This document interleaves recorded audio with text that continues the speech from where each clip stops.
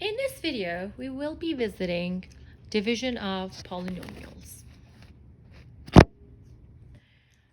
So, is there a rule for them?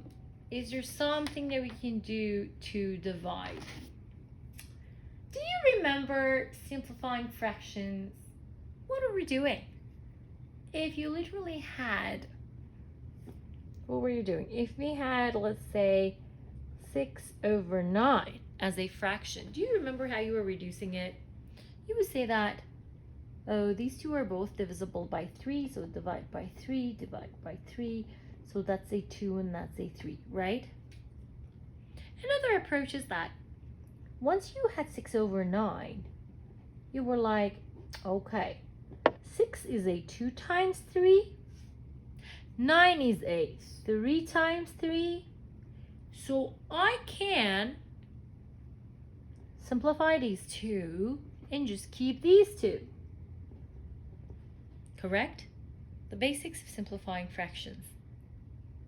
When we have a factor on the numerator and the same factor in the denominator, that's their division. So that's like a 3 divided by 3. What is 3 divided by 3? So 1, right? That's why it's gone and it's canceled, and only we have the 2/3. So we will be using that actually right now to divide monomials by each other, and then maybe binomials and trinomials and polynomials into monomials. So we will be using that. And the base is going to be fractions. Why? Because dividing is a format of fraction. Fraction means when something is divided into something else, right? That's why we sometimes write down our divisions in form of fractions. So if I have, let's say, 3xy, and I want to divide it into, let's say, 2x, I can write it down as 3xy over 2x, right? And what you can't see is that I can write it as a 3/2 and then x over x and just a single y up there. Maybe over 1, eh? What am I doing? I'm breaking down that. I am saying that the multiplication of 3 things on the top and the multiplication of 2 things in the bottom, and 1 can always be multiplied with everybody else, is doable as well. Why am I doing that? Only to separate the x over x and say that x divided by x is just a 1 and gone. So my final answer is I write it up here, a 3 and a y on the top, just the 2 in the bottom. So how about if they gave us 3xy over 2x, we go ahead and say x and x will cancel, and the answer is simply 3y over 2. Yes, yes, yes, we can do that. We can obviously do that. That we had seen before. So let's do just one more example before I go to something else. Teach you a new thing. 10ab. What are we gonna do here? What is the answer here? You can find a common factor. What's their common factor? And just simplify it, right? My suggestion always is that you can always go from one fraction into a bunch of fractions, or as many as needed, right? And just write anybody on the top, anybody in the bottom, however they match. I'm going to separate the 5 and the 10. I'm going to separate a 2 and a. I'm going to separate the b's. And there will be 1 c up there and nothing down there. You don't need to right now replace it with a 1. Let's see if any of them would cancel. B and B, obviously, right? 5 and 10, a fraction which is simplified, a 1 and a 2. A2 and A. What is A2? A2 is A times A over A, correct? So one of the A's will simplify with the other A. What's left from the top? 1, we don't care. 1A and 1C. So AC is there. And from the bottom, just a 2. So the answer is AC over 2. The sun is coming here, so let me just move a little bit. Okay. What did we just do? I want to explain about something like this, and I want to talk about one rule of division. When I say A5 divided by A2, what do I exactly mean? What is A5? A5 was A times A times A times A times A 5 times. And A2 is AA. Then what am I going to do? Well, what do you suggest we do?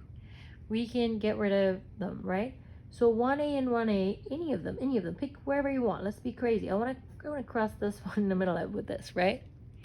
And this one and this one. So 2 are gone, right? 2 are gone. These are gone. What is left for us? 1, 2, 3 A's on the top. What is 8 times 8 times A? This is the expanded format. I'm going to write it into the exponential format, and that's A3. What's left in the bottom? Pretty much nothing. That's a 1, right? Because A divided by A was a 1. A divided by A was a 1.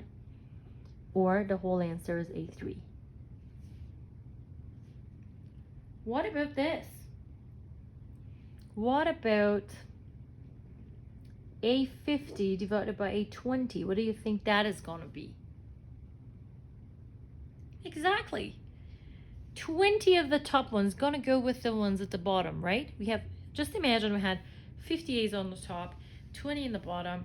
20 of the top ones would divide into 20 of the bottom. Means that the answer would be 1. How many is left on the top? 30. As you guessed, and that's right. This leads us to the rule of division. And what is that? If you have a to the power of m over a to the power of n, that simply is a to the power of m minus n. Remember that a cannot be 0 and m needs to be more than n.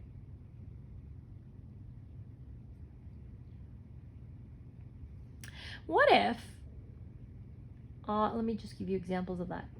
So we just did 2 examples with this, right? So let's see if you got that right. A70 over A2, what's the answer?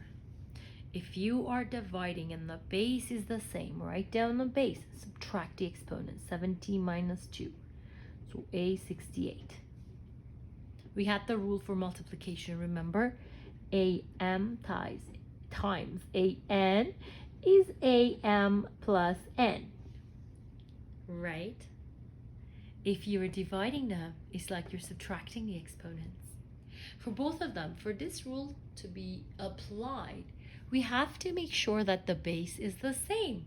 The base is the same. If the base is different, we won't be able to do that, right?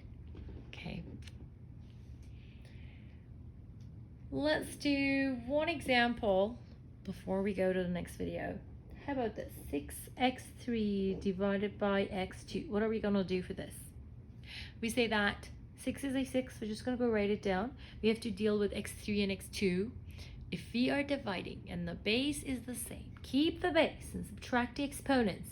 What is 3 minus 2? 1. What else should we do? We do not write down the exponent of 1. We know that it is 1, right? So we just leave it as is. See me in the next video for more examples of division and divisions of polynomials, like binomials, trinomials, into monomials.